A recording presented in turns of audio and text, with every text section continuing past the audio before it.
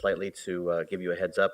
We're probably not going to get through all of educational policy today, is my hunch. So we may have to bump number 5 to tomorrow, and depending on how we go through this next hour or so, and if we do, we may have to convene at 8 o'clock tomorrow. But just giving you a heads up that we may have to think about that. So with that, if you could convene the Committee on Educational Policy. Very well. Thank you very much, Mr. Chair and colleagues. I appreciate your engagement. We had a long day yesterday, 12 hours, start to finish. And I know we started at 8:30 today, so it's been a long day. But we've got some great topics in educational policy, some of which are actually on the agenda at the request of members. So I ask you to please hang in there with us. We're going to now invite public comment preceding the educational policy agenda items. Folks, we have 31 speakers signed up, and therefore each speaker will have 1 minute for comments.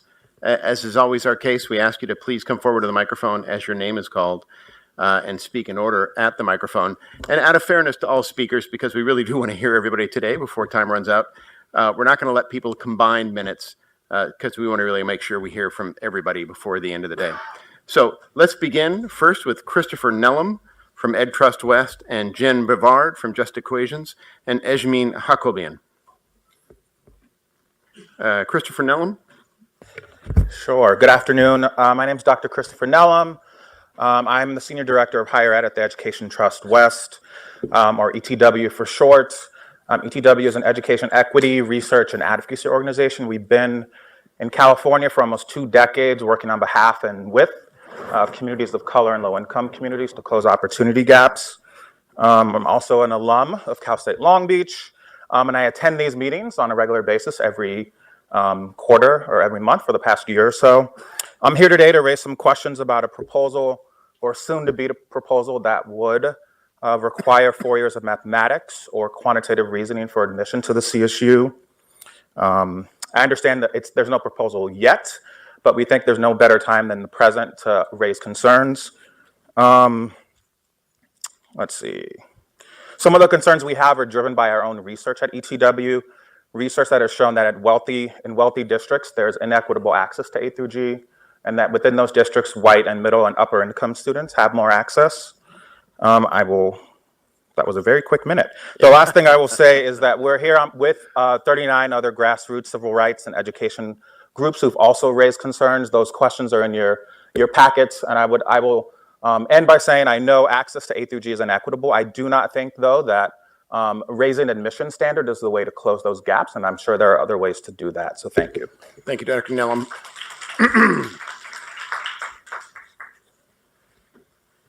Hi, thank you. I'm Jen Bavard with Just Equations. It's a project of the Opportunity Institute. Our project works to reconceptualize the role of math and education equity.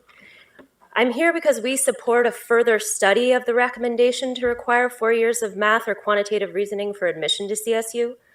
Evidence tying 4 years of math to success in college is actually weaker than typically assumed. Much of it points to a correlation, not causation, underscoring the risk that additional math courses could merely be providing a signal of assumed readiness rather than actually strengthening students' ability to succeed in college. For example, a recent study found that a strong relationship between advanced math course taking and student outcomes was largely due to other student, family, and school factors rather than math course taking itself. We share the desire to ensure that students have rigorous experiences in math and quantitative reasoning in high school and college. However, the case has not been made that changing university admissions requirements is the way to achieve it. Thank you. Thank you, Ms. Bavard. Hello, my name is Ejmin Hakobian, and I'm here to share my personal opinion. And I'm going to continue on the comments that I was making earlier. We, as the CSU community, we created goodwill with the legislatures. And when a campus like Cal State LA is going to announce an impact on a year that we have received more funding to increase enrollment, that makes the legislature question the way the CSU chancellor's office is operating, and the campus presidents are mismanaging campus resources. President Covino, Lynn Mahoney, and all these campus executive team, they are non-exempt employees. And the way they handled this announcement They got a small room, and they got a lot of people, students, faculty concerned. They want to talk, and they packed up and left after a couple of hours, stating that legally they cannot have a conversation longer than 3 hours, I think, on this topic of impaction. 3 hours, these are non-exempt employees, and they are supposed to be serving the students. Sorry, I'm going over time. Yeah, if you can wrap up, Mr. Hakobian, we really do have a lot of people. Thank you so much. Next, a couple of speakers from CFA, Melina Abdullah and Beth Baker, as well as Sarah Godinez from SQE.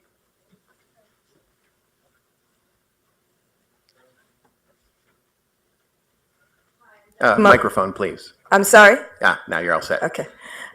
Dr. Melina Abdullah, I'm Chair of Pan-African Studies at Cal State LA. And what I wanted to do first is open in the name of David Josiah Lawson. The last time I was in this room, we were with his mother. We know that over the last week, the district attorney in Humboldt County has chosen not to prosecute his murderer. So we don't want to forget him just because it's over. It's never over. I want to lift up Josiah because we are in a state of emergency with regard to Black students at the Cal States, and nobody seems to be paying attention.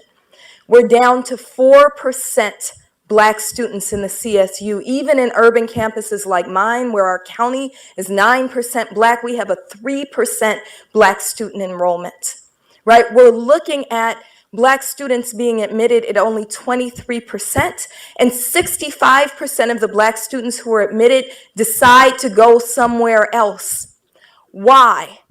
It's because we like to shroud this as a people of color issue rather than looking at the specificity of Black student experiences. So I'm encouraging you, as the Board of Trustees, to think about Black people, to think about our Black students, and to develop programs that are intentionally targeting Black students for recruitment, retention, and graduation. A new study just came out from USC. Well, in October it was released, and it says if you want to do well by Black students, you have to get to the specificity of who they are and be unafraid, be courageous in developing specific programs for them that look beyond your traditional recruitment spaces, that look beyond your traditional on-campus measures, and that have system-wide impact.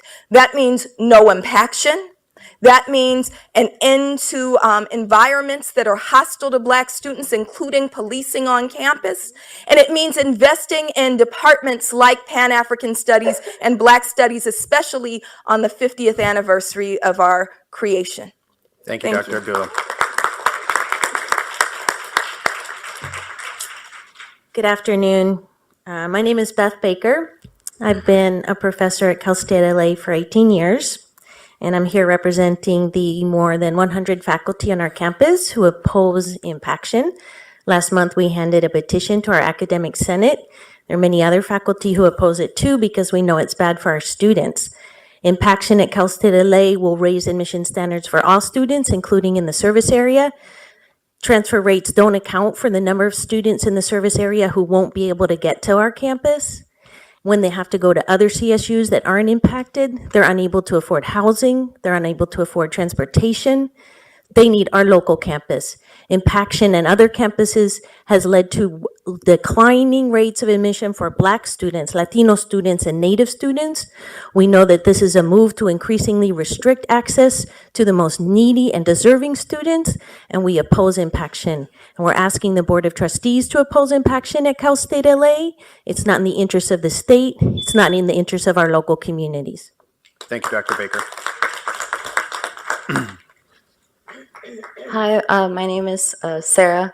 I'm a fourth-year student at Cal State LA, and I just want to represent the students that are struggling right now, trying to figure out whether we should prioritize organizing around stopping impaction and getting rid of admin that don't care for our interests. We are calling for the removal of President Covino, Tom Enders, and Lynn Mahoney. And so I just want to talk about how I'm struggling and students are struggling in order to get information out there.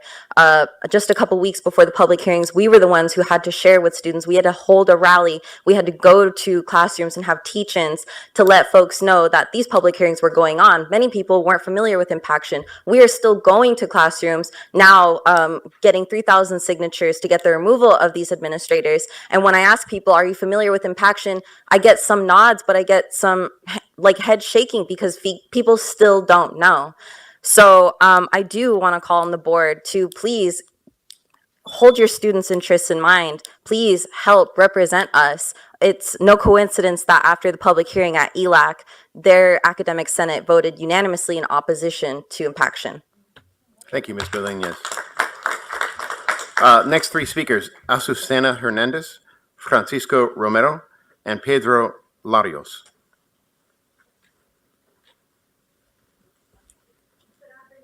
Oh, hit the microphone. Yeah, thank Good you. afternoon. My name is Azucena Hernandez, lead organizer with Promesa Boyle Heights. Promesa is a collaborative of schools, community organizations, students, and families, all working together to realize a vision where every student can succeed from cradle to college and career. Promesa strongly opposes to declare Impaction because it would directly affect students and families we serve by limiting their access to higher education. We're proud to see a record number of first-generation, immigrant, low-income, and students of color graduating high school and entering college. On the ground, we have the opportunity to see day in and day out how hard our students are working to improve grades, prepare, and become competitive for college. We now have a shared responsibility to eliminate barriers to college completion and success for those students. We live in a time where our students are witnessing an administration set up against them. We ask that this CSU system that was created to support them does just that, support them, and to ensure that they are rightfully admitted into Cal State LA. We ask that this process be halted in order to bring together faculty, students, and community members to work together with CSU leadership. We are eager to work together to ensure that an equitable plan is created and includes all constituents, particularly those most impacted. Thank you for your consideration. Thank you, Ms. Hernandez. Francisco Romero.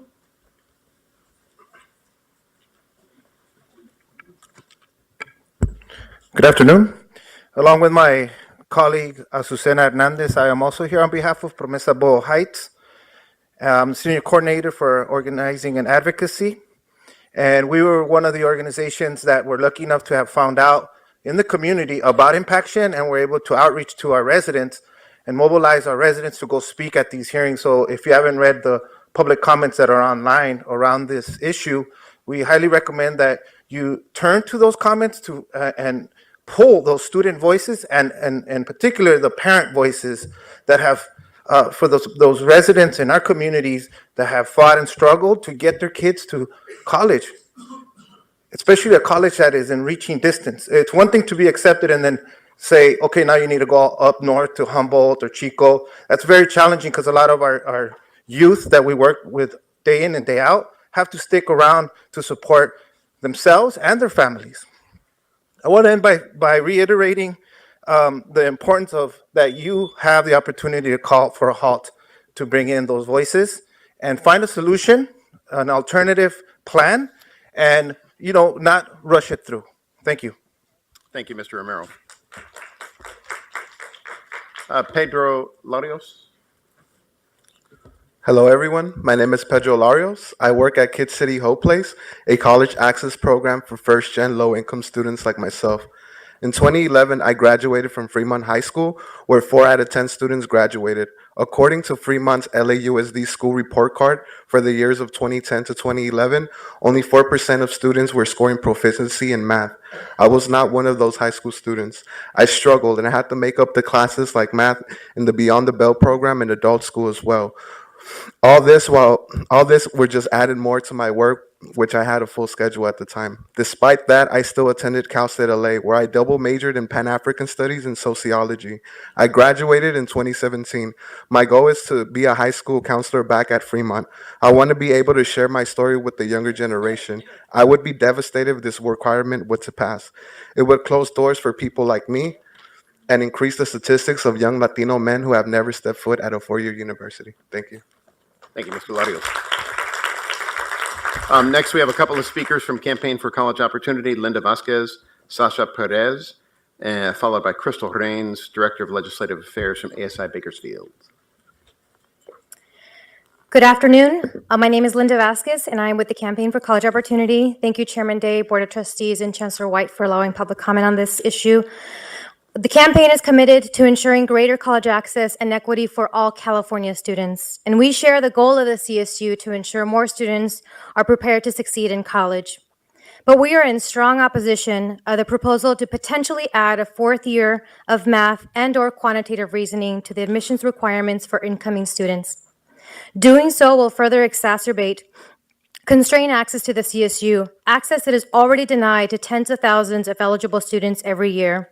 Our recent State of Higher Education for Latinx and Black Californians report, which you have in your folders, found that more than 60% of Latinx and Black students are not given the opportunity to access the ADG curriculum by their high schools, making them ineligible to apply to the CSU. Any proposal that adds additional requirements to CSU admissions will further impact access to Black and Latinx students. Until all students can equally access and succeed in current A to G curriculum and all eligible students find a spot at the CSU, we urge you to halt any voting to change Title V regulations requiring a fourth year of quantitative reasoning or math requirements. Thank you for your time. Thank you, Ms. Vasquez. Sasha Perez. Good afternoon, Chairman Day, Board of Trustees, and Chancellor White. My name is Sasha Renee Perez, and I'm the Regional Affairs Manager for the Campaign for College Opportunity. I'm also an alumni of Cal State LA. The Campaign for College Opportunity is thrilled that the CSU Executive Order 1110 has led to 7,800 CSU students being placed in and successfully passing a higher level math class. These are students who would have otherwise been placed in non-credit bearing remedial math courses. The success of this new policy is acknowledgement that our students are ready for college, which then makes the requirement of a fourth year of math highly questionable. CSU has provided insufficient evidence that a fourth year of math in high school directly leads to better outcomes for its students, and if implemented, insufficient evidence that this would not have a disparate impact on Black and Latinx students. This proposal is unaligned with the CSU's identity as an open access institution at a time when admission selectivity is on all of our minds due to the college admissions scandal. Trustees, we urge you to oppose this proposal and any potential changes to Title V that would unfairly create obstacles for students. Thank you, Ms. Perez. Crystal Rains. Hello again, I'm Crystal Rains from California State University, Bakersfield, ASI Director of Legislative Affairs, as well as CSSA member. I would like to add that as an elected student body, we do our research and also provide our point of the story as point of the student's voice. Our students and our professional staff pour over the same 500 to 1,000 bills, same as the Chancellor's office does. We know what will impact our students, and these bills need your attention. I would not ask this committee to not as easily dismiss the official statements of the official student position. Committee, please weigh CSSA's recommendation and research on the following bills with as much consideration as the following: AB 541, AB 542, AB 532, AB 514, SB 568, SB 660, and AB 930. Your voices and opinions created by information presented by both the Chancellor's office and the official voice of the students matter, and your opinion does matter. Trustees, we put our trust in you. Thank you. Thank you, Ms. Rains. Next, we'll hear from Jose Garcia, ASI Bakersfield, Michael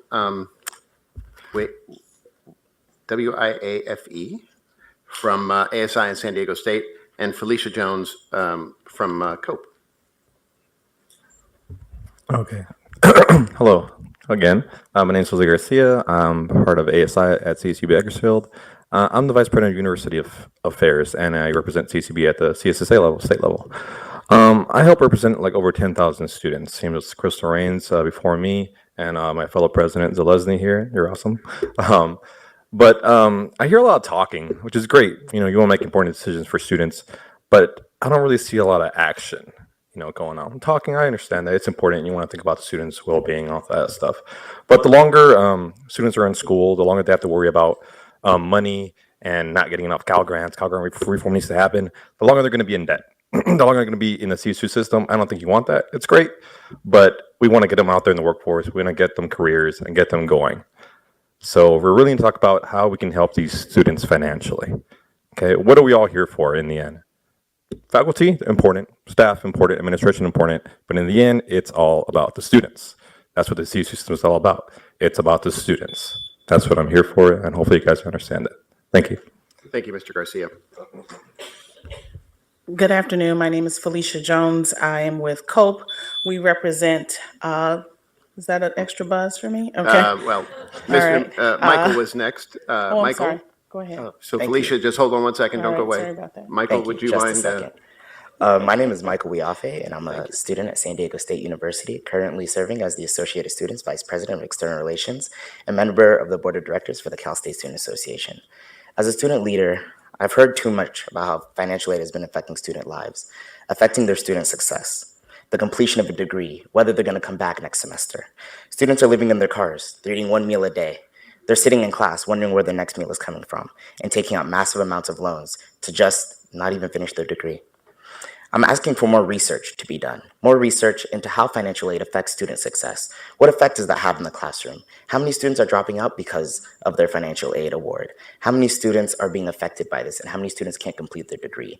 This is something that is of utmost importance to the CSU because of the Graduation Initiative 2025. I think that this is something really important for us to talk about because I think this is one of the greatest components that affects student lives. If it isn't for financial aid, many students wouldn't even be in the CSU.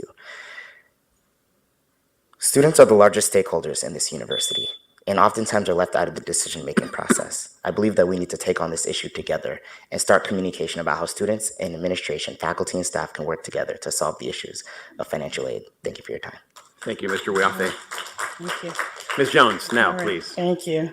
Good afternoon. Again, Felicia Jones with COPE. We represent over 300 families and 10,000 voters in San Bernardino County. And like others, we oppose the proposal to add a fourth year math. You've already heard from others how it will negatively impact students of color, particularly Black and Latinx students. But what it also does is undermines some of certainly the innovation that's happening in our local institutions where we're really trying to encourage enrollment. We have our Cal State president, San Bernardino president here, who's been working with our districts to really boost admissions and looking at creative ways to do that. We have a long way to go to make sure that all of our students have access, and this is still an equity issue. And certainly this proposal would only undo the good work that is already starting to happen and trying to make sure that more students of color actually have access to the Cal State system. We urge you to really make a decision that is in the interest of equity and fairness, and just certainly don't undermine our students and don't further exclude them from the system. Thank you. Very well. Thank you very much, Ms. Jones. Next, we'll hear from Jason Wong and Jennifer Greenberg, both from Pomona, and Ann Hawthorne with the Los Angeles United Methodist Urban Foundation. Jason, please. Hello again. My name is Jason Wong from Cal Poly Pomona. The summer of 2003 was a very pinnacle year for my family. It was a year that I graduated from kindergarten, and it was a year that my dad graduated from Cal Poly Pomona. I remember this well because my dad will never let me forget it. I went to his graduation in my own cap and gown from kindergarten.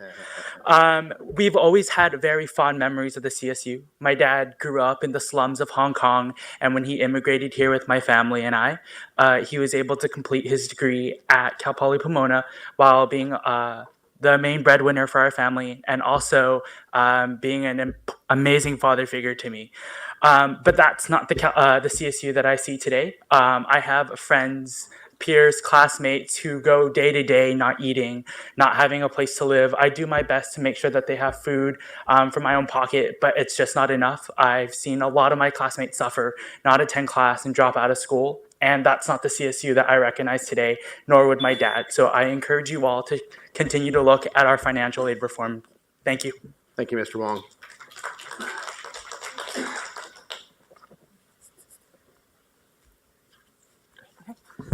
Hello again, my name is Jenny Greenberg. I'm a student at Cal Poly Pomona and a member of the board of directors of the California State Student Association. Many students are here today to emphasize the importance of supporting students through financial aid. At your last committee meeting, you had an opportunity to hear from a student about how financial aid has helped them succeed. However, I would like the trustees to consider those students who do not receive financial aid or do not receive enough. Our campuses are making large efforts towards our Basic Needs Initiative and our Graduation Initiative, but I believe that providing students with increased access to aid will financially empower them to prioritize their own needs as individual students. Students have a higher rate of being admitted to UC Berkeley than they do receiving financial aid in our system. Our education should be enhancing our lives. The cost of it should not be hindering our lives. Additionally, if we want to meet the needs of our system to educate California students, I think it is important to not make it more difficult to reach eligibility requirements for our system. Our university's answer to trying to increase enrollment should not be limiting the capacity we have by increasing eligibility, but rather supporting our students who are eligible. Thank you. Thank you. Hello, I'm Ann Hawthorne, Executive Director, Urban Foundation and Kid City Hope Place. Our program prepares first-generation students from LAUSD to apply and enroll in college. I want to urge you not to raise the math requirement. There are 3 types of students that this proposed policy will prevent from enrolling in Cal States. First, the students who struggle beyond all odds to graduate from high school. Second, the students who are doing well but won't risk their GPA for a 4th year of math. Janice Buenrostro, whose testimony is in your packets, was one of these students. She is now excelling at Cal State LA. Third, the top students, those who elect to take a 4th year of math in order to apply to the UCs, but some don't pass or may have to drop out. At Kid City, we see all these types of students.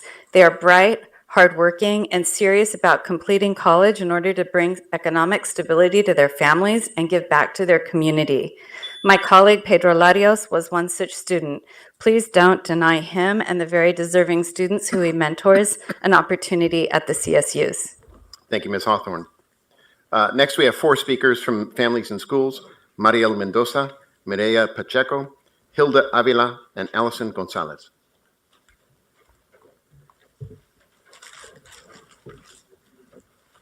Go ahead, begin, please. My name is Mariel Mendoza, and I am currently a student at the California State University of Los Angeles and Los Angeles City College. I am also an alumna of the United Way's Young Civic Leaders Program. I appreciate the California State University interest in addressing incoming students' academic preparation. The additional math requirement could pose an additional barrier to some students, especially those who are not currently aware of the current A through G requirement. I myself was not aware of the significance of A through G course because I was not properly informed about them at my high school. I only understood A through G in full context when I became a member of United Way's Young Civic Leaders Program.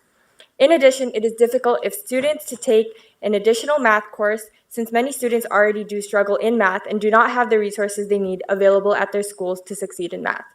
My concern is how does CSU plan to collaborate with K-12 students, schools, and districts to ensure students are offered ample supports to succeed in 4 years of math? Thank you. Thank you very much. Ms. Pacheco? Buenas tardes, mi nombre es Mireya Pacheco y soy madre de 3 hijas, una de las cuales es una estudiante del 10º grado que asiste a la escuela secundaria en Pacoima y está en camino a ser la primera en mi familia en asistir a la universidad. My name is Mireya Pacheco, and I'm a parent of 3 children, one of which is a 10th grader who attends high school in Pacoima and is on her way to be the first in her family to attend college. Aplaudo a los pasos de la Universidad del Estado de California para aumentar la preparación académica para los estudiantes de secundaria. Me preocupa que los cursos de la A a la G no están disponibles para todas las escuelas que atienden a la mayoría de estudiantes afroamericanos, latinos y de bajos ingresos, y agregar un año adicional de matemáticas como requisito para ingresar a la CSU sería un desafío adicional para los estudiantes que desean asistir a la universidad. I applaud the Cal State University steps to increase the academic preparedness for high school students, but I am concerned that A through G courses are not always available to students serving large proportions of African Americans, Latinos, low-income students, and another additional year of math as a requirement would be a further challenge for students who want to enter the CSU system. Mi pregunta es, ¿cómo las universidades del estado de California garantizarán que todos los estudiantes en California tengan acceso a un cuarto año de cursos rigurosos de matemáticas, cuando en realidad muchas escuelas no están preparando a los estudiantes para cumplir con los estándares actuales del ingreso de la CSU? My question is, how will the Cal State universities ensure that every student in California has access to a fourth year of rigorous math coursework when in reality many schools are not preparing students to meet the current CSU entrance standards? Gracias. Thank you. Thank you very much.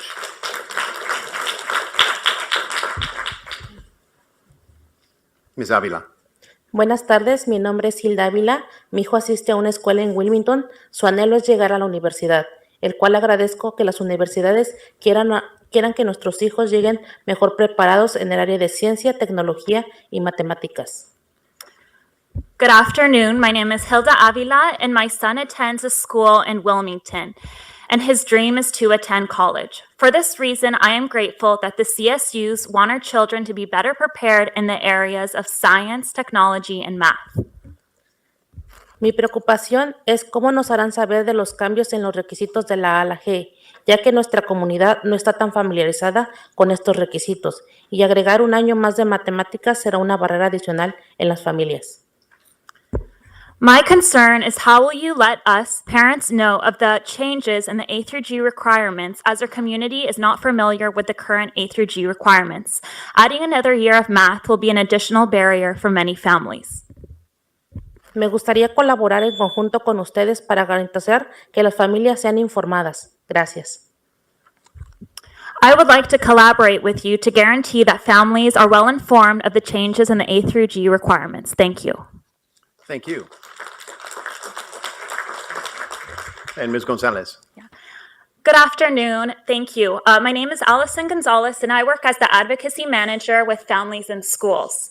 While we appreciate the CSU's interest in addressing incoming students' academic preparedness so that students graduate career ready, toward that end, we are saying to study the issue before adding a fourth year of math. Rather, we are asking you to consider how will this be advanced and supported in the high schools without further marginalizing students of color and low-income students whose dreams of attending college may be deferred. Students will succeed when expectations are set high, but let's not make them jump through hoops only to be denied access to college education because we didn't properly assess our teacher workforce, our K-12 education system, and just as importantly, engaging families and communities of color who will need to understand these changes. Families and schools will continue to stay informed on this issue and to be part of future conversations. Thank you. Thank you. Next week's speaker, Adrian Sandoval from MALDEF, Elizabeth Gutierrez, and Rachel Bonilla from Cal State Northridge. Good afternoon, Chairman Day, Board of Trustees. My name is Adrian Sandoval, and I'm here representing the Mexican American Legal Defense and Educational Fund, MALDEF.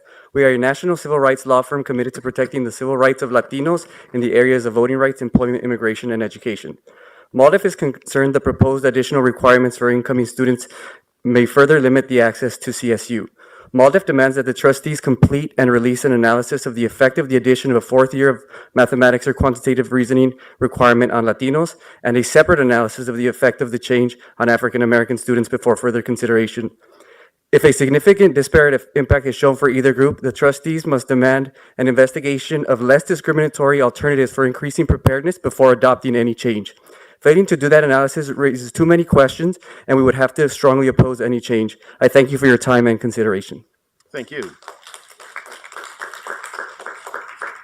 Ms. Gutierrez?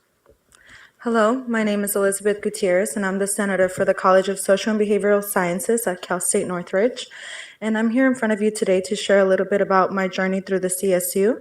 I am a transfer student, so I would like to encourage you to keep the Associate's Degree for Transfer program in place and to also extend it to all other CSUs in California.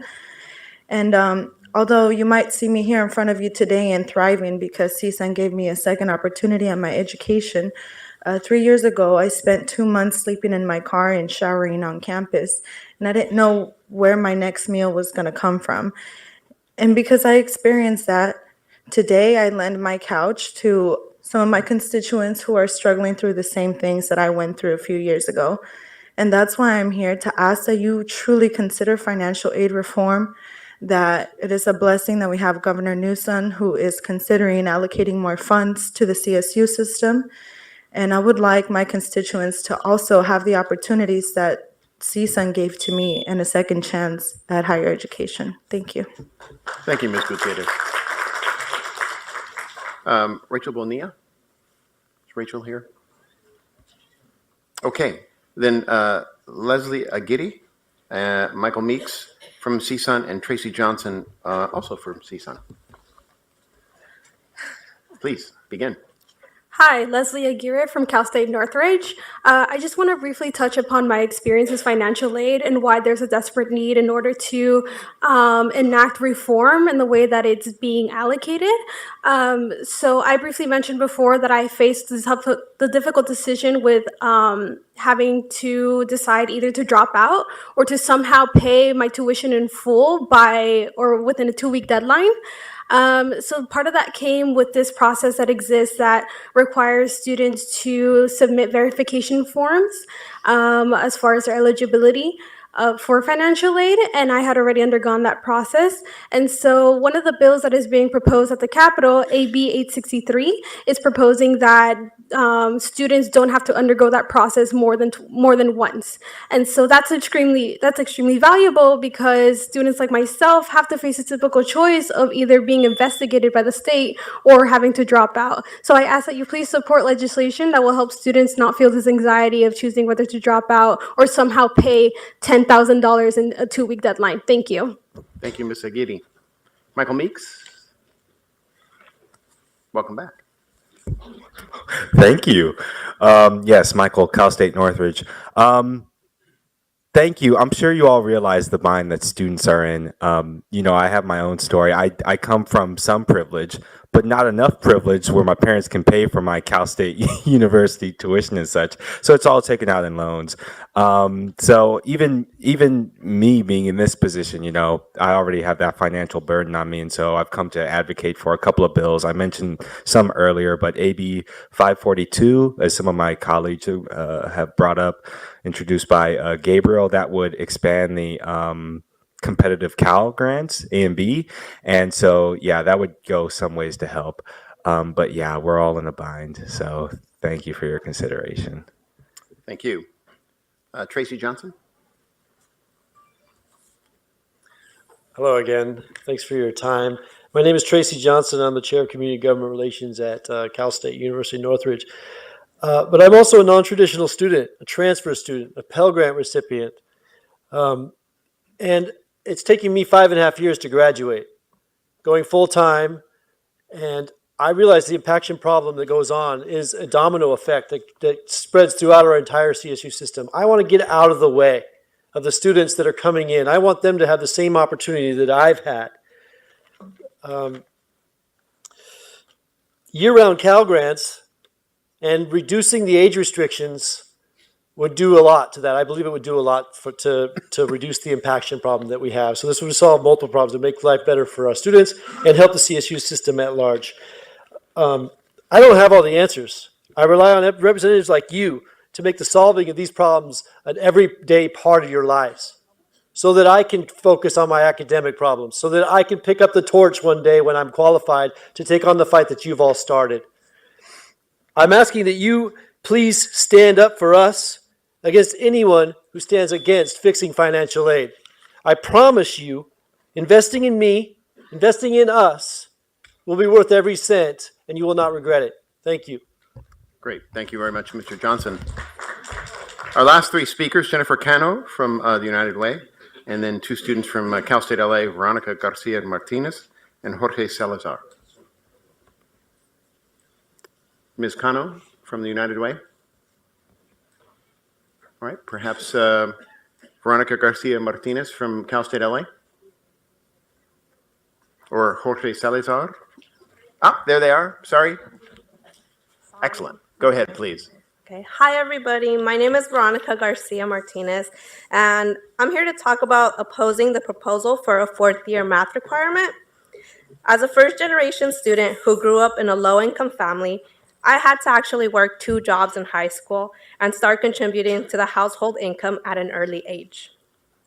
And this goes as far as like many of my other friends who also had to face the same things. I encourage you to look at the students who would actually benefit from this proposal, looking at their background, and also seeing the constraints that this would do for high schoolers who are in actual need of help. I'm proud to say that after 4 years of struggling in high school and my persistence in my 5 years of Cal State LA, I will be able to walk the stage in 2 months with a major in computer information systems.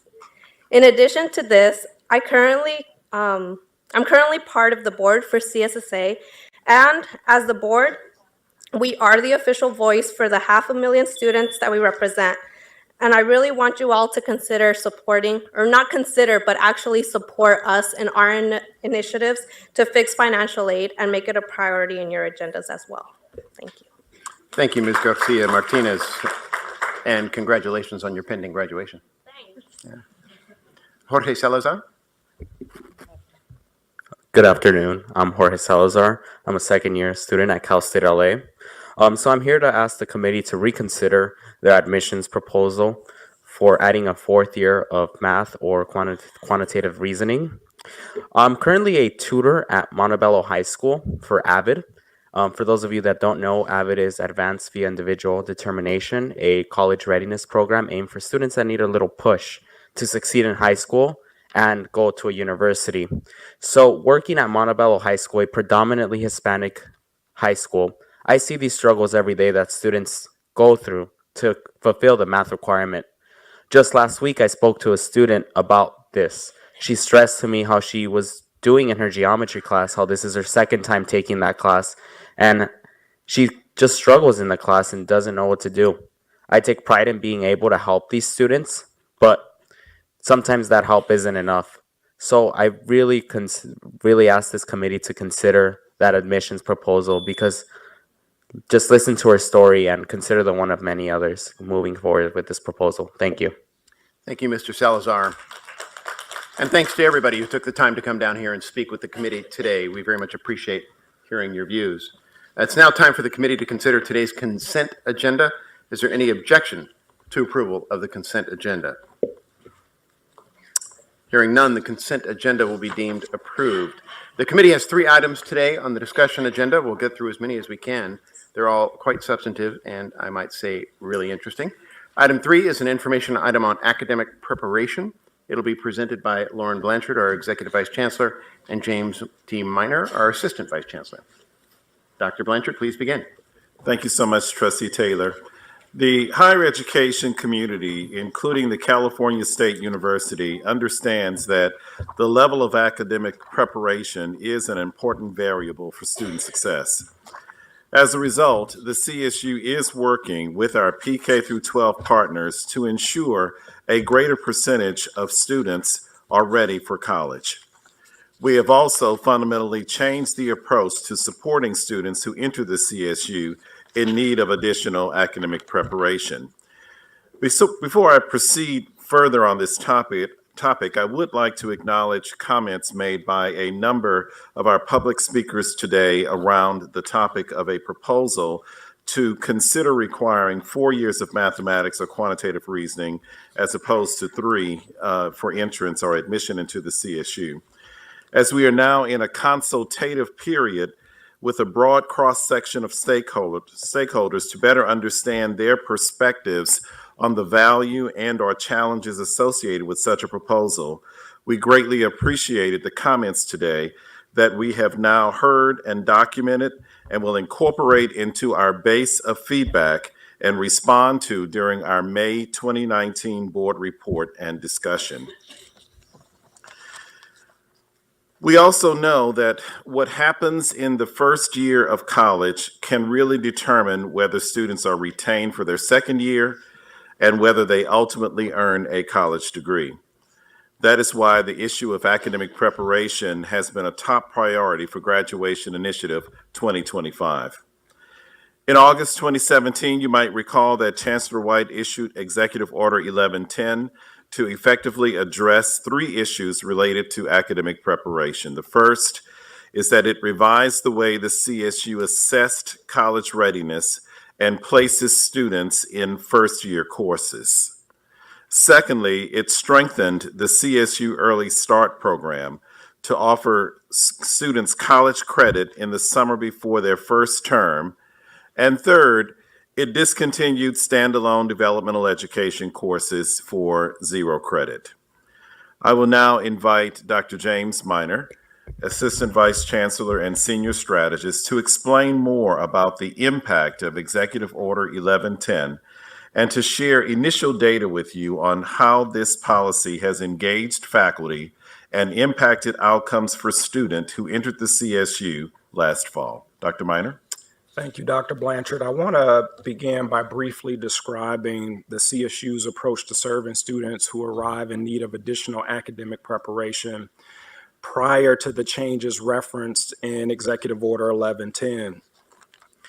Many of you may remember this chart that illustrates the increasing percent of students who enter prepared academically for college-level coursework in math and/or written communication. Still, more than 30% of CSU students arrive in need of additional academic preparation in one or both subject areas. Prior to Executive Order 1110, the CSU administered a dichotomous placement protocol, which sorted students into 2 categories, ready or not ready, based largely on standardized exams.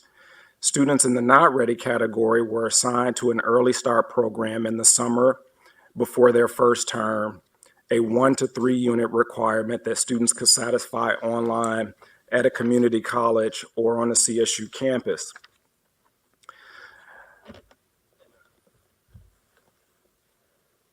Many of the students were also relegated to a standalone developmental education course in their first year that did not earn them college credit.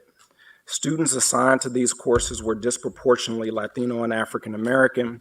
Some of these students were required to take and pass 1, 2, or even 3 developmental education courses before being allowed to attempt a college level course.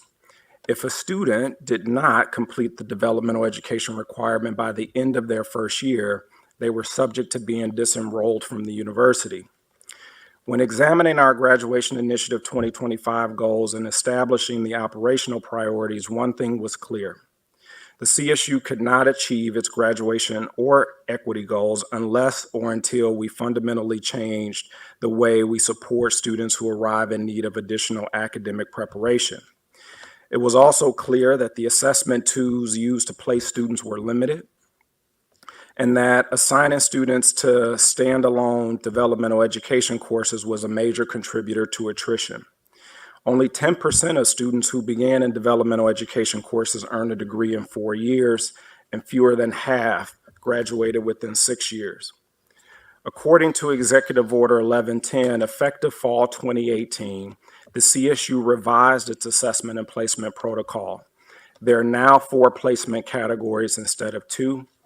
The placement categories are outlined on page 3 of the written agenda item. Next, students required to attend Early Start will now earn college credit while strengthening their skills. And today, no CSU student is required to take a standalone developmental education course. They are now offered college-level courses designed by faculty that embed support for students who need it or offer additional instruction and coordination with the primary course. CSU faculty and campus leaders work diligently to restructure courses, develop academic support attached to the new credit-bearing courses, and to make the necessary administrative changes to accommodate the new placement protocols. Traditionally, fewer students arrive underprepared in written communication. This is in part due to the expository reading and writing course, or otherwise known as ERWC, available to the majority of California high schools.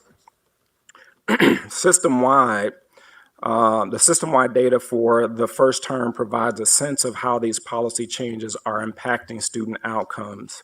Today, I want to focus on math and quantitative reasoning outcomes.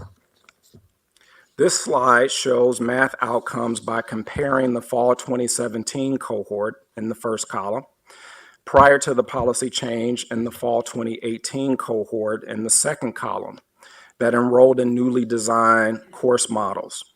The third column shows the percentage or numerical change from last year. What you see on the top row is the number of students in each cohort who arrived in need of additional academic preparation. The second row is the number of those students who attempted a lower division math course in their first term. At the bottom is the number of students who actually passed a lower division math course, an 8-fold increase from the previous year. You will also see that just 5% of these students in last year's cohort passed a college level math course in their first term, compared to 46% a year later. It is also important to note that these college level courses that were redesigned by faculty also fulfill the general education requirement for math and quantitative reasoning. Certainly, there are a lot of additional details and nuance that lie beneath the outcome data on the previous slide. However, I want to be clear about a few key takeaways from these data. First, data from the first term show that students are already experiencing better outcomes in first-year math and written communication courses compared to the previous cohort. Second, given that traditionally underserved students were disproportionately assigned to developmental education courses, these outcomes are effectively changing their odds and will have a significant impact on helping to close existing equity gaps. Third, while the outcomes after the first term are positive, there is room for improvement. These data provide an opportunity to examine structural variations across campuses, to continuously improve implementation, and to ask better questions going forward about how to more effectively serve students. There is an expectation that the numbers will improve as campuses learn from this past term, refine the courses and the support structures attached to those courses. The Office of the Chancellor will also continue to support professional development opportunities for faculty and campus leaders to support their efforts to serve students in newly designed courses. And finally, the CSU is committed, as Dr. Blanchard mentioned, to strengthening our PK through 12 partnerships to ensure that students have similar opportunities in math as they do in written communication. The CSU is engaging, as you heard, broad and diverse groups of constituents to develop a proposal to potentially increase the first-year admission eligibility, commonly referred to as A to G requirements, to include a minimum of 4 years of math or quantitative reasoning coursework for incoming students instead of 3. With careful attention to issues of equity, access, and capacity across various school districts, the Office of the Chancellor will present a proposal to CSU trustees for discussion at a future board meeting. Any proposed changes to these requirements would not go into effect for several years, allowing schools and students time to be informed and to prepare. I now turn the presentation back over to Dr. Blanchard for concluding remarks. Thank you so much, James. It really is important to emphasize that these results represent just one term. The Academic and Student Affairs team will continue to monitor the subsequent course outcomes for the full academic year and will provide an update to the board when those data become available. While the policy changes associated with academic preparation have required institutional changes over the last year, it is clear that students are the real benefactors.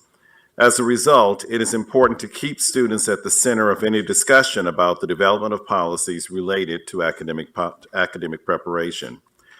The previous policies and subsequent practices required many of our students to take courses that did not count towards their degree, and they began their college careers with a deficit. Today, these students have an opportunity to earn college credit on their first day. They are receiving the support they need to meet the rigorous course outcomes established by their faculty, and they are showing that if given the opportunity, they can be successful. Trustee Taylor, this concludes our presentation. Joining James and I at the dais are Mr. Jeff Gold. We've also asked Dr. Marquita Grinnell-Shire, as well as Nathan Evans, to be on call to answer any questions that you might have at this time. We got the A-team at the microphones. Members, thank you very much, Dr. Blanchard, Dr. Minor. Very welcome. I would thank you. You no doubt heard during public comment there, this particular item on fourth year math elicits a lot of passion, and a lot of people have a lot of concerns. So I hope and I trust you will go about this very carefully, diligently, take into account all of the feedback that you have heard today and that you will be no doubt continuing to hear in the months ahead. I hope also in the course of this, we don't lose the good news from that one term on tremendous improvements in student outcomes, because that's ultimately why we're here. So I love hearing good news. Keep that coming. Members, now we'll open up to questions. We're going to start with Trustee Sennhauser and then go to Trustee Morales. Thank you, Chair Taylor, and thank you, Dr. Blanchard and team. I just want to share a story with you. For those who don't know, Long Beach is a low-wealth district. 70% of my kids are in poverty. A third of my students are on welfare. A fourth are English language learners. We're 86% minority and 14% Caucasian. Most people think when they come down here that we're a high-wealth district, and that's anything but the case. 6 years ago, Chancellor Oakley, who was then the president of Long Beach City College, and Dr. King Alexander, who was then the president of Cal State Long Beach, came to me under the Long Beach Promise and said, "Chris, would you please require your students to take 4 years of mathematics?" We had the same response that we had from our speakers, a lot of concern, because at that time, my students were 39% A through G compliant. We took the challenge and we implemented the program, and I'm proud to say that 6 years later, 56% of my students are UC and CSU compliant. 2,400 actually were met requirements to go to Cal State Long Beach, which has a higher index than some of our other campuses. And we took this science and we took it as a challenge, and we took the supportive structure. So CSU Long Beach actually allowed us to send our students to them and to take that GE math course in their fourth year. So that counted for my fourth year, as they took it as a senior.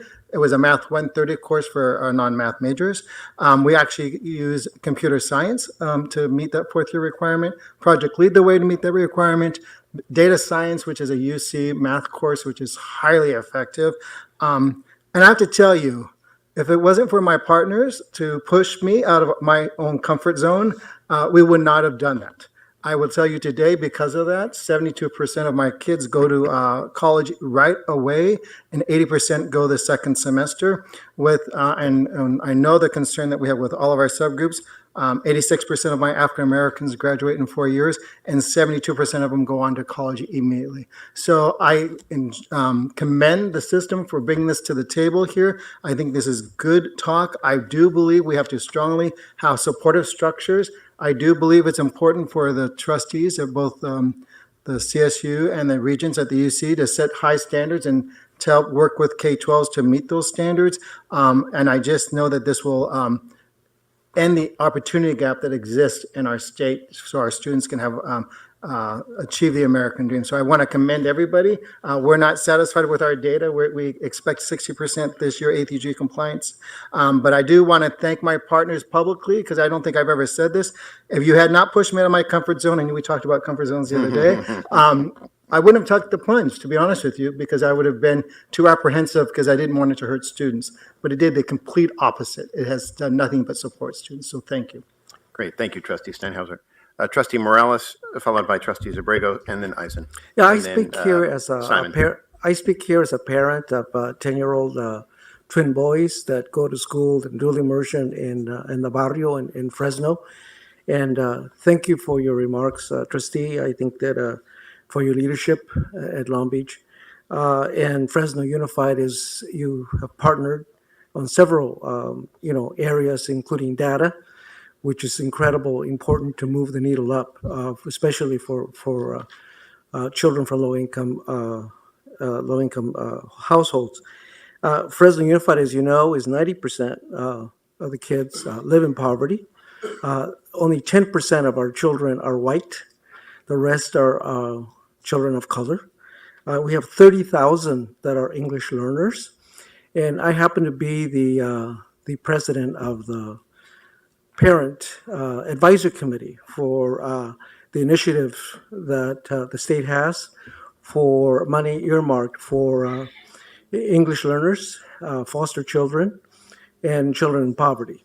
So anyway, so I am familiar with the problems that many of the parents bring from each school. There's a representative from each school at Fresno Unified. And the lack of information that the other parents have about these sort of things, like the A3G requirements, is so prevalent. I think that one of the things that I'm learning from them is that they do want their children to succeed. They just don't know how to do it. And I know that there's very wonderful staff at Fresno Unified. I can say that. I work with them. Nevertheless, I can say that the number of counselors, for example, that is their role to inform parents is just not there. Often the information that is given to parents is not in the language that the parents understand. And often the meetings of information for matters like this are how would I say, are not appropriate for the schedules of the work that these parents have. So I could go on and on and on, but just based on that, I would caution on going forward with this proposal. Thank you. Thank you, Trustee Morales. Let's go to Trustees Abrego and then Eisen, Simon, and Campbell. Well, thank you for that report. A lot of information in there, and I also agree with Peter that there were some, Trustee Taylor, I should say, that there were some excellent comments from the speakers this afternoon. I heard concerns in the area of impaction, financial aid, and excess, or the fourth year of mass. And so I'm concerned about whether there is a trade-off of excess and better prepared students, or is there some way of marrying in both those things? Because a lot of the speakers talked about the obstacles of the four-year math being placed in front of our students, especially minority students. So what I'd like to recommend to the board is that we, and this 1 minute speaking time is just too fast for us to really gather the information and the data that would really need to make some kind of judgment on this. If you look at the report and the data that James provided, it's obvious that the relaxing of the remediation classes has had a high impact, that our students doing a lot better. And that's without the fourth year of math. So what I like to propose is inviting, let's say, someone from the campaign for, let me see which one, the campaign for college opportunity, and also someone from the Ed Trust West, to present the evidence that they have and how this is going to negatively impact, how the fourth year math is going to negatively impact on our students. I really would like to have that information then before we move forward on adopting a four-year math curriculum. Maybe we can ask Executive Vice Chancellor Blanchard, rough idea on the timing as you develop and flesh out the wisdom of this fourth year or not? Is this something that's happening in the next month, something that's happening in the next year, something happening after my term is over? Could be after your term is over. And I say that with a sense of seriousness as well, because we're looking at a 6-year timeline for implementation of the change to occur that would then impact high school graduates in 2025, 2026. And this is typical as it relates to a Title V change, one of this significance and magnitude, if the decision is made by the board that this is the direction that we should take.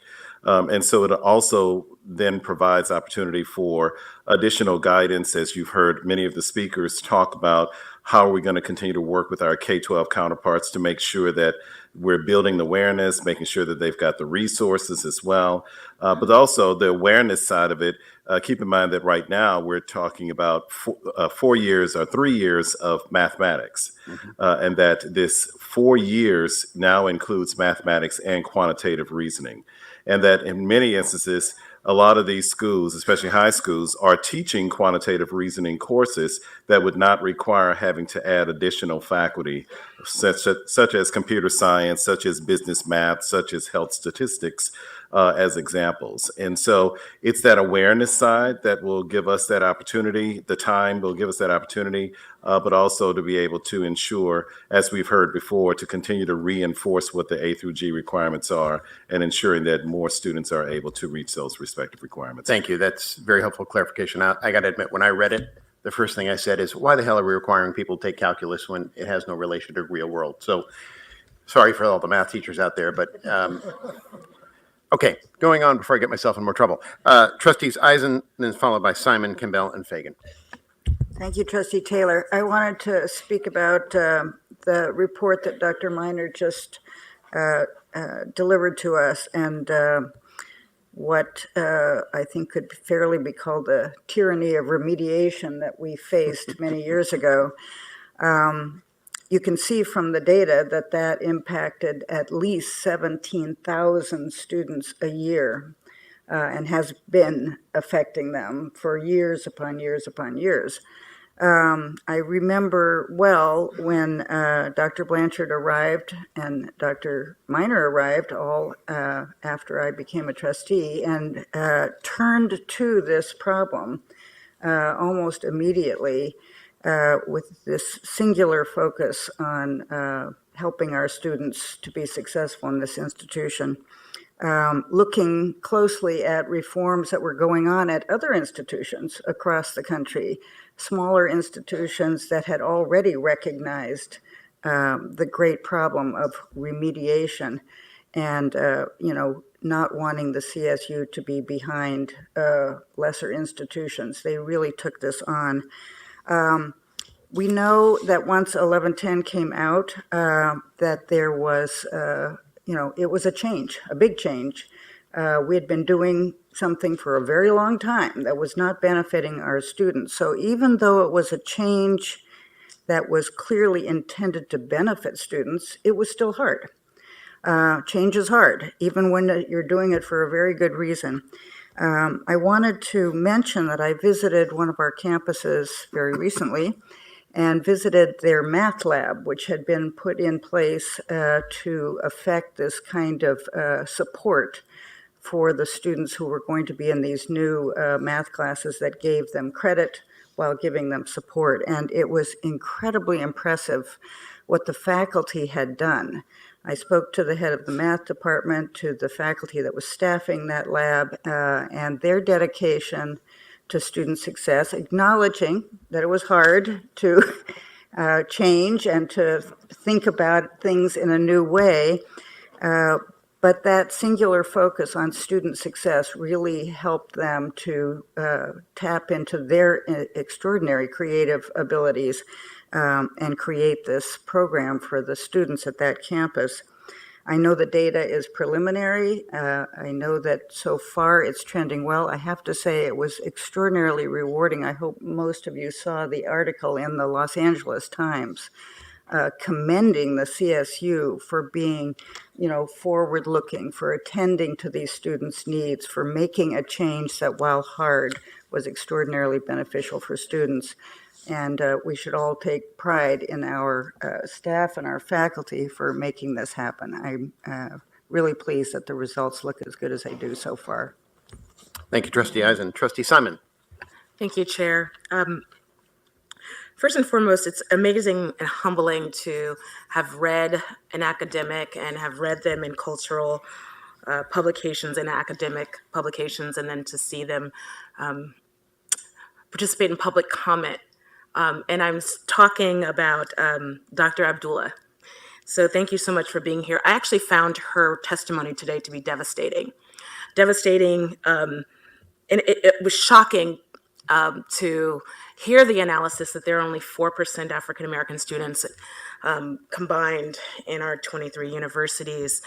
And so I don't want to particularly talk and ask questions about the proposed academic transition, but to actually either ask or lift up the question, can we and should we, and I would say we must, have a conversation, both in analysis and presentation, either whether it's by some of the most, what I believe, some of the most brilliant critical race theorists are in the CSU system, by our faculty, by our staff, to understand what's happening.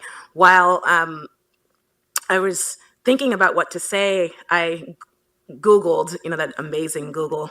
I know academics don't like it, but I Googled, and the African-American population for Utah State, if true, mirrors the CSU population of African-American students by percentage, and that scares me, and I think that that's devastating. So I would love if we, whether it can't be at this meeting, but very, very soon, have a serious conversation of the why and what we can do to make sure that our institution of the people is representative of its constituents in California. And I want to thank the academics who came out today, the staff who came out today, because you shed so much light.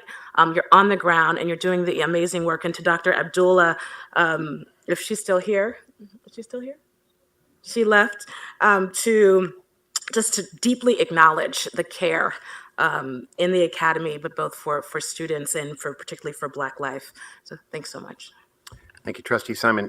Trustee Blanchard, I know this is an issue you've given a great deal of thought to, and there are several of our campuses who actually have specific strategies to address the academic success of young men of color, including African-American young men. Can we think about perhaps bringing some of those people together at a future meeting to perhaps talk about some of these programs? Full disclosure, the foundation I run in my day job, which I don't seem to go to very often lately, but we are funding an evaluation of many of those programs right now to try to figure out what the secret sauce is and what works and what doesn't. So there might be an opportunity once that study is finished to engage with somebody like Dr. Abdullah and talk about what we're doing and what works and how to address some of those numerical challenges.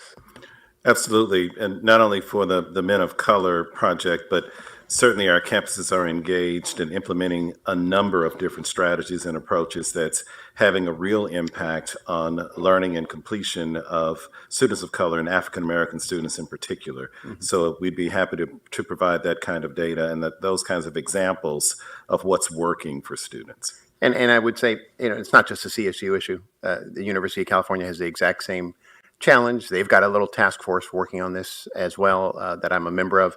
And so maybe there's a statewide, multiple system-wide approach that allows us to have a learned conversation. Trustee Campbell, please. So first of all, I want to thank Dr. Blanchard and James and everybody who's been involved in the change over to developmental math. These results really were beyond my wildest expectations, and I hope that we see them continue in that trajectory. I also want to commend the Chancellor for his courageous leadership in the face of a lot of resistance to these changes. And I want to thank the faculty because they're the ones that are on the ground in the classrooms. They've made the changes. They're teaching the students. So, thank you so much. I really want to thank you. Then the other thing I did want to echo a few things that my colleagues said about, and the speakers, about the fourth year of math. I do want to have a lot more, and I've spoken to Dr. Blanchard about this. I do want to make sure that we are not putting any more barriers in front of our students. And I know anecdotes are not data, but I have to confess that I come from a place where one of my sons struggled tremendously with math in school. It became really a nightmare for our entire family. We all are math, PTSD survivors of math.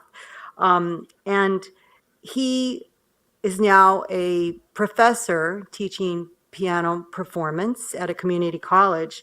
But had he not been accepted to a music conservatory, he would not have been able to be accepted to a CSU or a UC. I don't know where he would have been now. So, our personal experiences do inform our opinions and our thoughts. So I would love to speak with Christopher, Trustee Steinhauser, more about their program. Another concern I have is I think it would be wonderful to have a fourth year of statistics or personal finance for those students who do have difficulty with traditional math. But my concern is that how are we going to control what the many, many high schools do? And I worry, as Hugo said, that parents in many schools don't know about A through G. They don't know, they may not know about this, then requirement if we make it. So I think we need to be very, very careful. Well said, and thank you. Compelling example of your son is a perfect reason why we need to tread carefully. Let's go to Trustee Fagan, followed by Trustee Carney. Trustee Fagan passes. Thank you. Trustee Carney, and then followed by Trustee McGrory. Thank you. So I have a couple of questions about the data, and obviously it's way too soon to come to conclusions. But first of all, did all campuses redesign their kind of entry-level math courses? So among the students here who have taken an entry-level math course, were all of those redesigned so they were either stretch classes or had supplemental instruction or something? Or were some the traditional entry-level math course from earlier years? So thank you. The short answer is all CSU campuses discontinued standalone developmental education courses. So no student. I'm sorry, I'm not unable to hear you. All CSU campuses discontinued standalone developmental education courses. So no campus offered that effective fall 2018. All of the students who normally or traditionally would have been placed in developmental education courses were placed in credit-bearing college-level courses.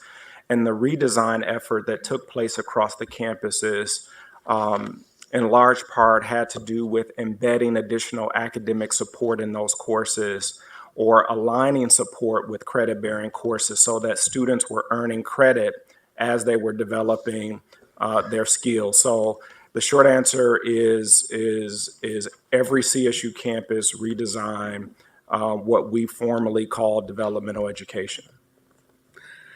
Okay, so what happens to the 34% of the students who didn't pass? Well, we began by talking about the fact that for those students, a year ago, they would have been placed in developmental education courses, and about 30% of them did not pass. Right. They were then asked to repeat a developmental education course that would not earn them credit. This year, for those students who were not successful in their first attempt, they are going to repeat a credit-bearing course. And one of the wonderful things that are happening across our campuses are the faculty and campus leaders are aware of this and taking up the issue of what kind of support needs to be provided for those students.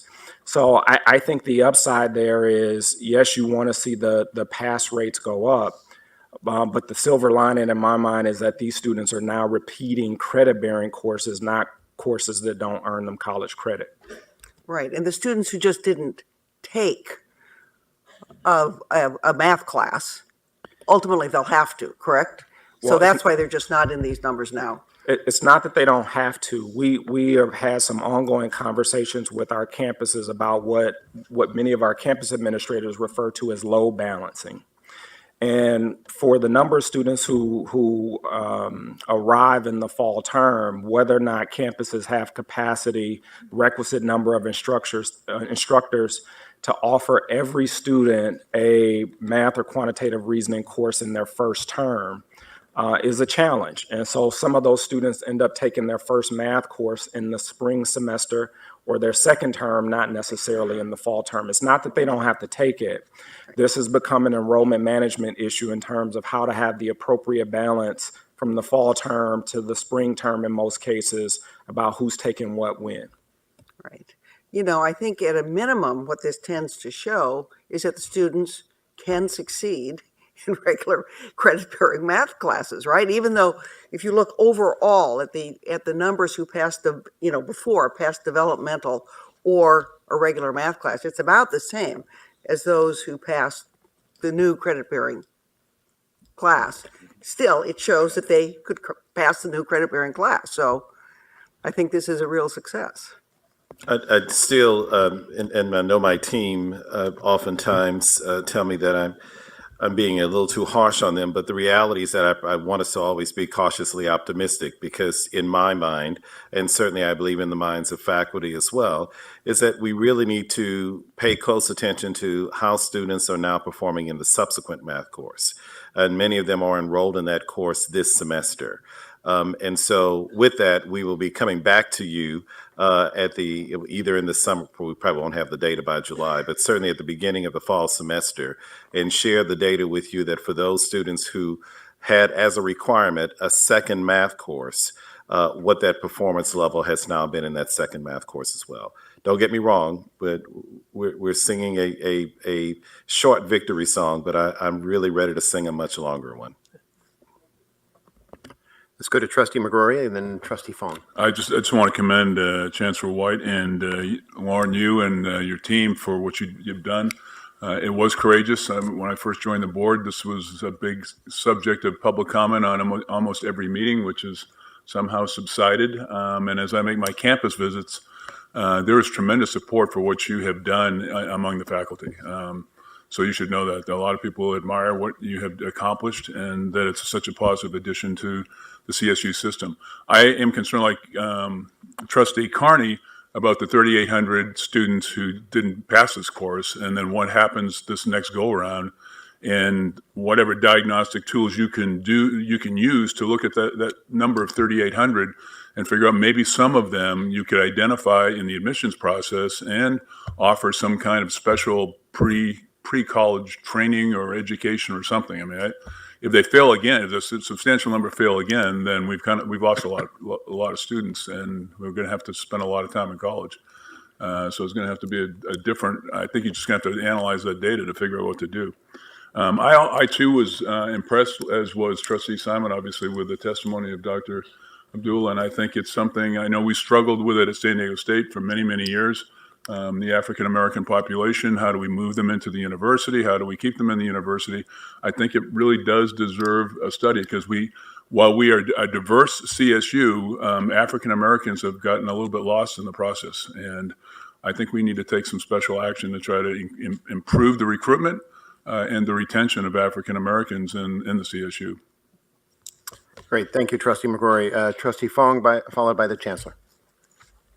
Well, I join my fellow trustees in congratulating Chancellor White, Dr. Blanchard, Dr. Minor, our incredible presidents, your faculty, your staff, and also the trustees who enacted this before Chris and Jack and I joined the board.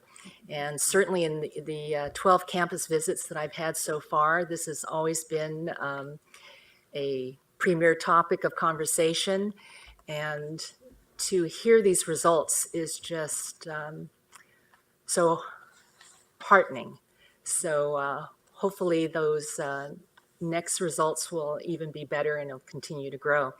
I wanted to ask Trustee Steinhauser, when you were talking about adding the fourth year of math, how long did it take to implement?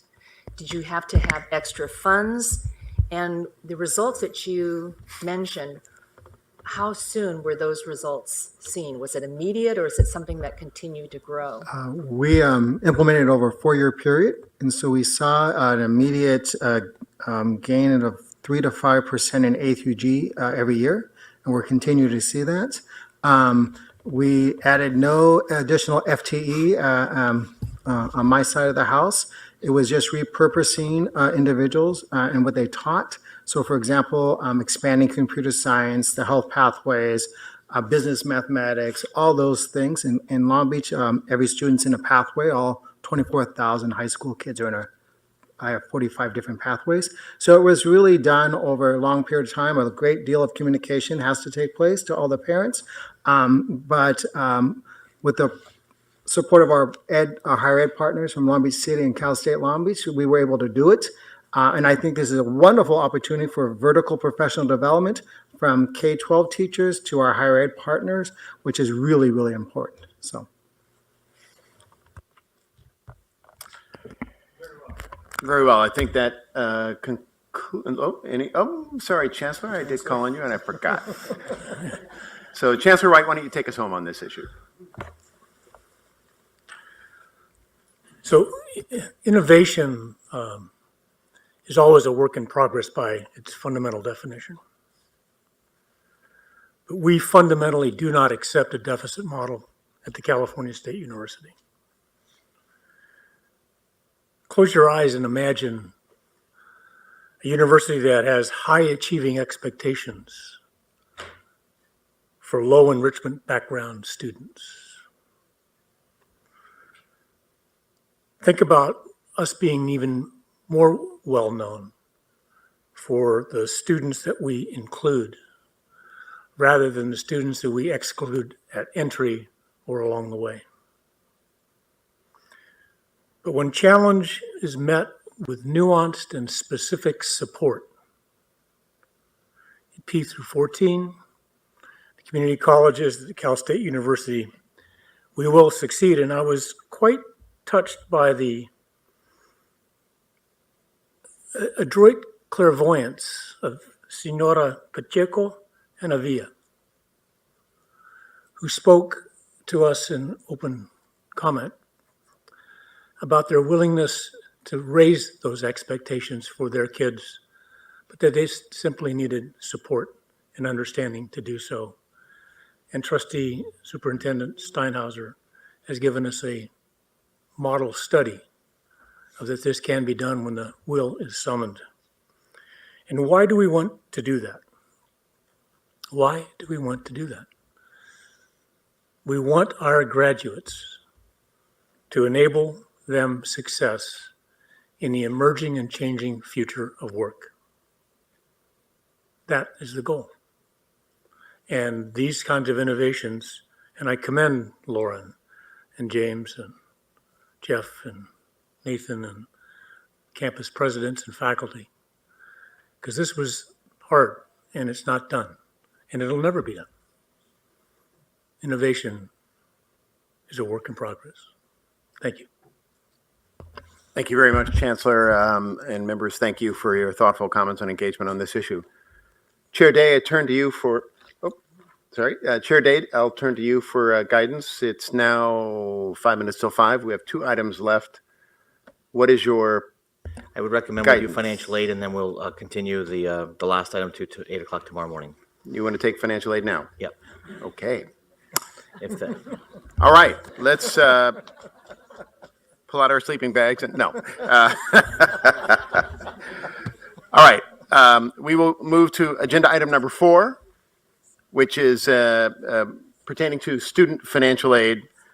This particular item will be presented by Lauren Blanchard, our Executive Vice Chancellor for Academic Student Affairs, Dean Kulyu, Director of Student Financial Aid Programs, and Noelia Gonzalez, Director of Admission and Financial Aid at CSU Stanislaus. So, Executive Vice Chancellor Blanchard, please begin. Thank you so much, Chair Taylor. Financial support is one of 6 pillars of our strategy supporting Graduation Initiative 2025. Indeed, affordability is a critical component in students having access to higher quality education. At our board meeting in January, we took the time to take a critical look at the financial aid process and the types of aid available to CSU students. In this presentation today, we will focus on 2 emerging opportunities that have the potential to enhance affordability for CSU students. First, the reinstatement of the year-round Pell Grant, and secondly, the proposed reforms for the state's Cal Grant program. I'd like to invite Dean Kulyu, Director of Student Financial Aid Programs, to begin our presentation. Dean? Thank you, Dr. Blanchard. Resources supporting the primary financial aid grant programs for CSU students have increased in the last 3 years. Pell Grants, shown here in the red bars, provide the greatest amount of grant funding, followed by the state's Cal Grant program in gold, our institutional state university grants in blue, and finally the state's middle class scholarship in green. This adds up to more than $2.4 billion in grant assistance for CSU students for 2017-18, accounting for more than half of the $4.5 billion in total aid to all CSU students. In total, the CSU awards $2.9 billion through grants, scholarships, and waivers, $1.6 billion in loans, and $22 million in federal work study. With this context, next I'll review recent changes in the federal Pell Grant program and proposed changes to the state's Cal Grant program, as well as the opportunities they provide. In 2017-18, just under 220,000 CSU undergraduates, 54% of the student body, received over $1 billion in Pell Grants. The federal government made recent policy changes permitting students who are eligible for a Pell Grant to receive more than one award in an academic year. Students can use the additional awards to cover costs of enrolling in summer courses, facilitating progress toward completion of their degree. Data from our campuses show that in summer 2017, just under 7,000 students received a summer Pell Award, while in summer 2018, more than 21,000 students received an award, a tripling of summer awards. Campuses have been very proactive in making students aware of summer aid opportunities, as this dramatic increase shows. The changes to federal Pell Grants are already in effect, and we will continue to monitor the impact of these changes on CSU students in the coming terms. Now we will turn to proposed policy changes at the state level related to Cal Grants. After the federal Pell Grants, the state Cal Grants are a significant source of grant funds for CSU students. These grants are administered by the California Student Aid Commission, CSAC, which is external to the CSU. In 2017-18, the state requested that CSAC identify ways in which the state's financial aid programs, including Cal Grant, could be improved. The CSU has participated on committees and forums and is providing input to legislative staff.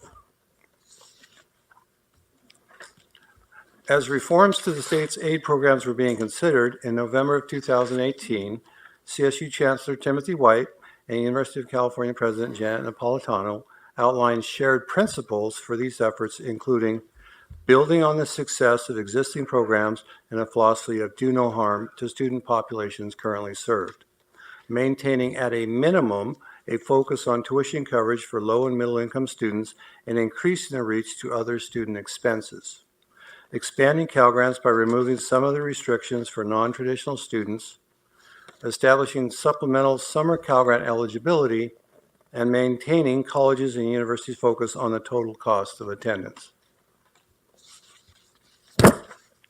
Sorry, hit my mic there. The resulting recommendations adopted by the Student Aid Commission, let me rephrase it. The resulting recommendations adopted by the Student Aid Commission at their November 2018 meeting included simplifying the state's existing aid programs, considering the total cost of attendance in the Cal Grant program, reinstating a formula for the maximum Cal Grant award available when attending private nonprofit institutions, and augmenting the Cal Grant program to support summer enrollment. With the context of these broader goals and principles, let me touch on a few practical outcomes of these proposals. One recommendation is to close gaps in Cal Grant coverage. Current Cal Grant policy does not allow first-time students who enroll in a university directly from high school to receive a Cal Grant B tuition award in their first year of enrollment, but they do get a small access award. This limitation is based on a 1970s era provision in law. As a result, in 2017-18, more than 23,500 first-year CSU students who were otherwise eligible for a Cal Grant B award did not receive tuition coverage. In response to this lack of state aid, CSU campuses awarded state university grants, SUG, to cover this gap. However, this means fewer SUG dollars available for other students. Making this change to Cal Grant could allow CSU campuses to award SUG to more students or cover a greater share of non-tuition costs, such as campus-based fees. An additional recommendation is to eliminate many of the requirements which have effectively excluded eligible students. As one example, the Cal Grant transfer program currently has an age limit of 27, meaning that older non-traditional students do not qualify for the program.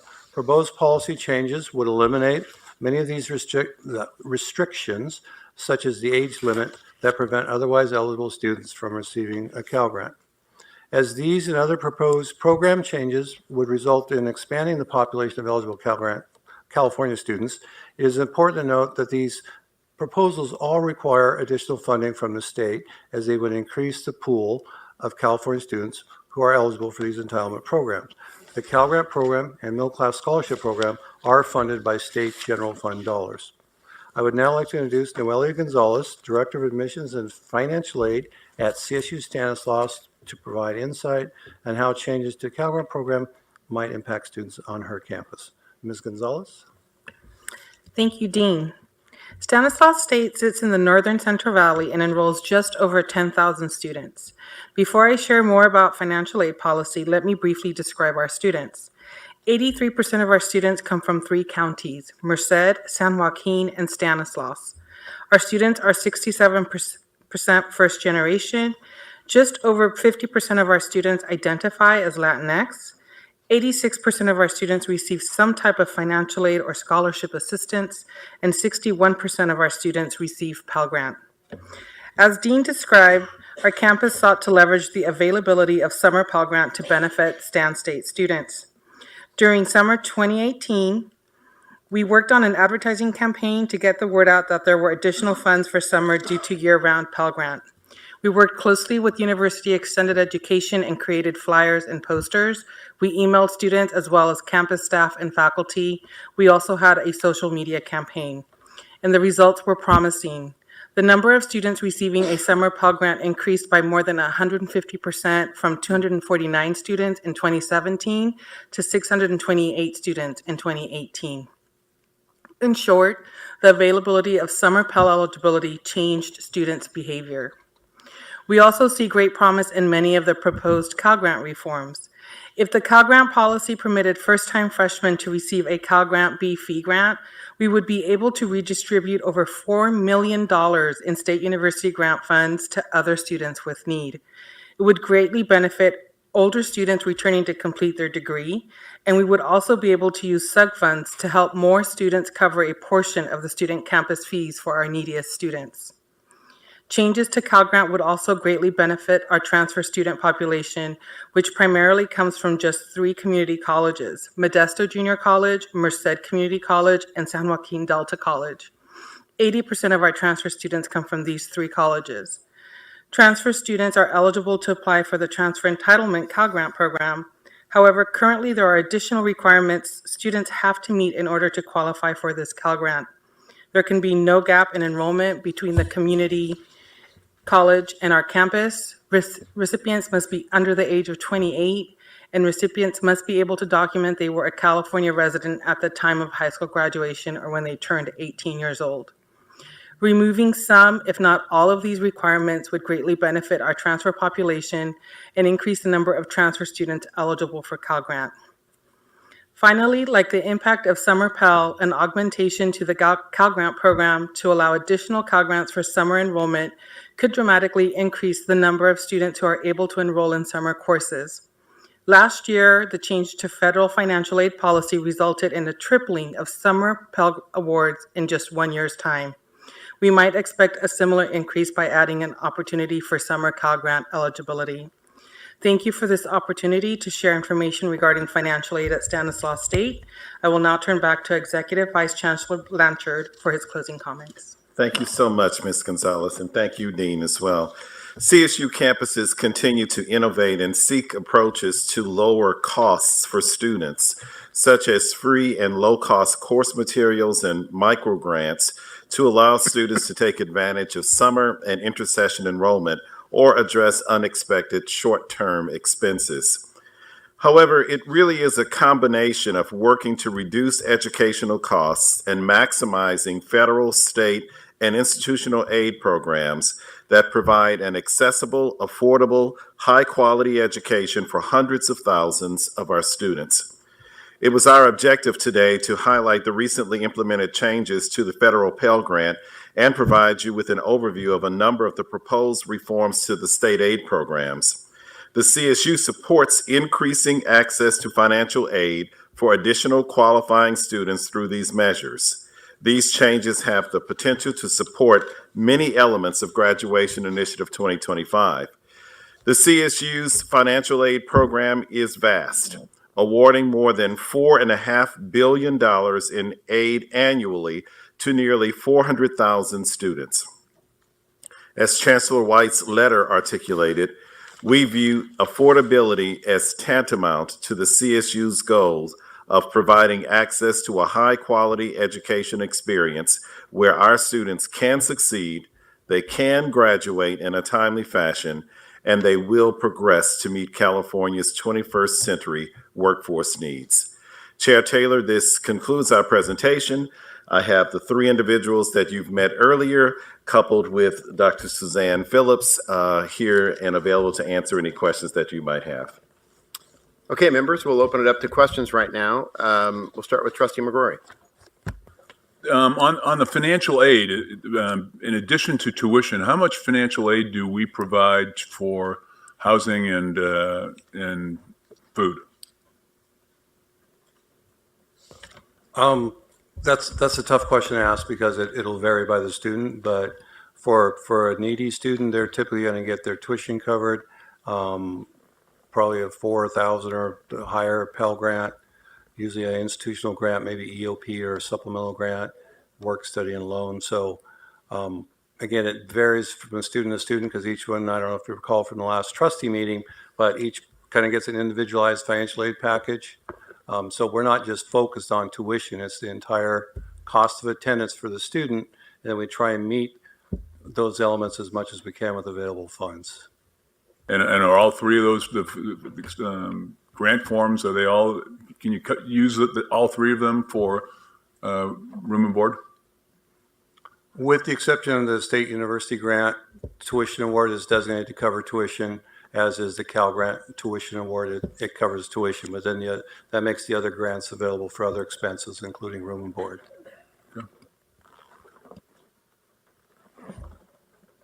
Okay, one. So in the agenda, particularly in the conclusion section, it says that the CSU's aid program awards more than $4 billion annually.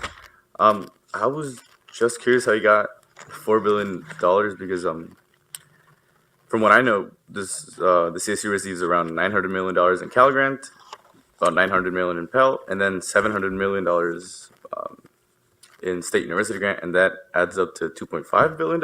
I just wanted to know where the rest came from. Yeah, so actually it was, I think I mentioned that earlier, but I think it's about 1.9 billion in student loans in addition to that, and then 22 million in work study. So, okay, so in that, I guess, so you're counting loans and work study when we're talking about aid? Yes. Okay. They are forms of financial aid, yes, yeah. that the student has to apply for and qualify. Okay. for, It just seemed a little misleading, I guess, in the conversation. Maybe misleading wasn't the right word. A little odd because the conversation was more around, total cost of attendance and then trying to get our students to graduate without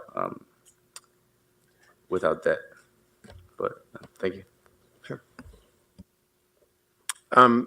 So I know I've asked this question in the past, but explain to me why it is Part B cannot be awarded to first-time students who are eligible for Cal Grants, even though they're eligible. It's a 1970s era provision, and the way I understand it from the Student Aid Commission was that the thinking at that point in time, and if this is recorded, I might get in trouble for saying this, but from what I've understood in listening in on their meetings, the thinking was that a low-income student is likely to go to a community college where there is no tuition, therefore Okay. They don't need a tuition award their first year. So it's based on really old, outdated assumptions. Correct. Okay. Earlier, we had a number of student speakers who talked about various pieces of financial aid legislation. Will one of those bills correct this problem? I don't know if any of the current bills are directly addressing that. But I know in some of the hearings and stuff that have been happening with the legislature, that's been mentioned as an item. Can I ask Kathleen, yes. Assistant Chancellor Chavira to weigh in on this? Yeah, so if you take a look at the bills that are in that list of 15, a lot of them are very small changes. Some of them are declarations of intent, and some of them we know are in the process of being developed. None of them specifically makes the change that Dean is talking about to the Cal Grant B program. That's not to say that as these bills progress, they may not be amended to be specific in making that change, but none of the bills currently have that kind of language in them.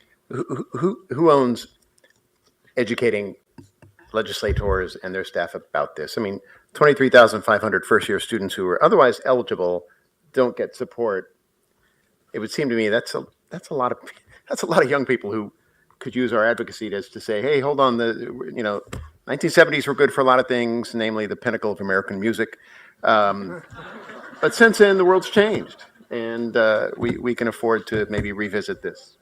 So I'll just add, and I would invite Nathan to join in because, as I mentioned during my presentation, we've been involved in conversations with legislative staff and individual members since the fall. So we have had conversations about the potential to streamline the Cal Grant program, not to have so many different nuanced kinds of awarding going on, and simplifying the program to be more easily understood by parents and not have so much differentiation. I'll defer to Nathan if he'd like to add more. No, Trustee Taylor, to your point, when Ms. Gonzalez, as was referenced earlier, also spoke at a preliminary legislative hearing earlier this spring, and it was that exact example is one that she used in terms of the context of Stanislaus, and then the ability to those dollars that are now being covered by state university grant could be repurposed to cover other costs, certainly beyond tuition for many more students on the campus. So the ability to do that is absolutely something that is sort of in the quiver of topics that we're bringing up in Sacramento. I hope we keep it front and center. 23,000 students, a lot of students, right? There's not one here or one there. It's a whole big, gigantic number. All right. Other questions, members of the board? I know it's a little bit late, but it's a very important topic. Trustee Abrego. So real quick, is the EOP still awarding grants? And does it have any significance in the dollar amount that's going to students? Yes, EOP, we still award EOP grants. Our allocations haven't grown much in the last 10 years that I've been at Stanislaus, but our grants are about $800 for each student that's eligible. How much, $800? Mm-hmm. Wow. And system-wide, the funding is about, I believe, about 19 million, which has been static for many years. We actually have more conceivably eligible students than funds for them. Originally, the maximum was 2,000, right? It still is, but because of the demand, the number of potentially eligible students, and the dollars a campus has, that creates a condition where to at least give a decent amount, be it $800 to a student, they do a lower amount. And we'll draw down. To Okay, spread thank you. the, I wouldn't say wealth, but spread the dollars that are available. Thank you.